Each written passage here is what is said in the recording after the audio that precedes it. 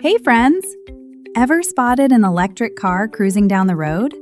It doesn't need gasoline, but it still glides along, smooth and fast.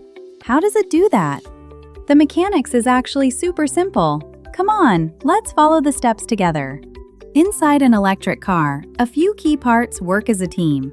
It starts at the battery, then goes to the controller, the motor, and finally the wheels. Now let's peek inside. You'll see those parts sitting neatly in place and all connected like a smart little system. Everything begins with the battery. This is where the car stores its electricity, like a power warehouse. The electricity from the battery is called DC. That means it flows in one direction only, straight ahead. But wait, battery power isn't used instantly. First, it goes through the controller and inverter, the brain of the electric car. The controller decides how much power to send: slow roll, normal speed, or zoom fast.